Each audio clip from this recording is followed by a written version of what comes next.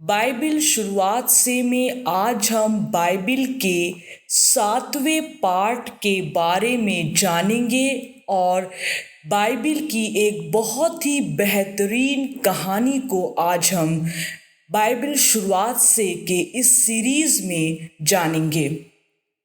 आज का जो भाग है वह है परमेश्वर ने याकूब को आशीष दी।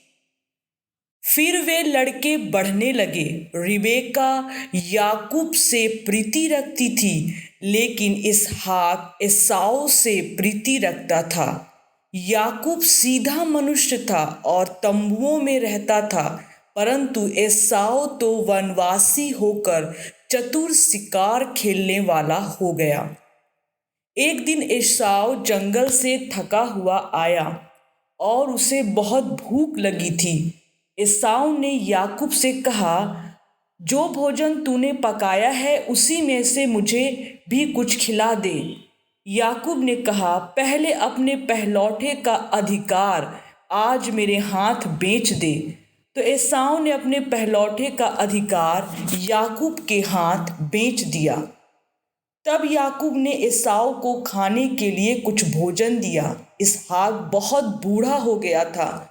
वह अपना आशीर्वाद एसाव को देना चाहता था, पर इससे पहले वह ऐसा करता, रिबेका ने याकूब को एसाव के स्थान पर इसहाक के पास भेज दिया। याकूब ने एसाव के सुंदर वस्त्र पहन लिए और बकरियों के बच्चों की खालों को अपने हाथों और गले में लपेट लिया। इसहाक अच्छी तरह से देख नहीं सकता था। याकूब इसहाक के पास गया और कहा कि मैं एसाव हूँ, मैं तेरे पास आया हूँ ताकि तू मुझे आशीर्वाद दे।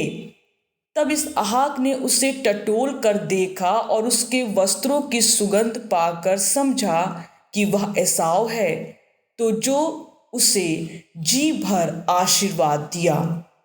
एसाव ने याकूब से बैर रखा, क्योंकि उसने उसके पहलौठे होने का अधिकार तो छीन ही लिया था, साथ ही पिता के दिए हुए आशीर्वाद के कारण भी बैर रखा। फिर एसाव ने सोचा कि मेरे पिता के अनंत काल का दिन निकट है, फिर मैं अपने भाई याकूब का घात करूंगा। तब रिबेका को एसाव की योजना का पता चला और उसने याकूब को अपने कुटुंबियों के पास भेज दिया। जब याकूब वहां था, उसी दौरान याकूब ने 4 स्त्रियों से विवाह किया और उसके 12 पुत्र और 1 पुत्री उत्पन्न हुई। परमेश्वर ने उसे बहुत धनवान बनाया। 20 साल तक अपने भवन से जो कनान में है दूर रहने के बाद याकूब अपने परिवार, सेवकों और सारे जानवरों समेत वापस आ गया। याकूब बहुत भयभीत था कि क्या एसाव अब भी उसे मारना चाहता है, इसलिए उसने उपहार के रूप में एसाव के पास जानवरों के कई झुंड भेजे। जो दास उन जानवरों को एसाव को उपहार स्वरूप देने आए थे, उन्होंने एसाव से कहा कि यह जानवर तेरे दास याकूब ने तेरे लिए भेजे हैं, वह जल्द आ रहा है। परंतु एसाव याकूब को पहले ही माफ कर चुका था और वह एक दूसरे को देखकर बहुत ही खुश हुए। याकूब तब शांतिपूर्वक कनान में रहने लगा। इसहाक की मृत्यु हो गई और उसके पुत्र एसाव और याकूब ने उसको मिट्टी दी। परमेश्वर ने अब्राहम की वंशावली के विषय में जो वाचा उससे बांधी थी, वह अब्राहम से इसहाक और इसहाक से याकूब को दी गई। तो मैं आशा करती हूँ कि आज बाइबल शुरुआत से के पाठ 7 से हम सभी को बहुत सारी आशीषें मिली हैं और हमने एक बहुत ही बेहतरीन कहानी को आज जाना है।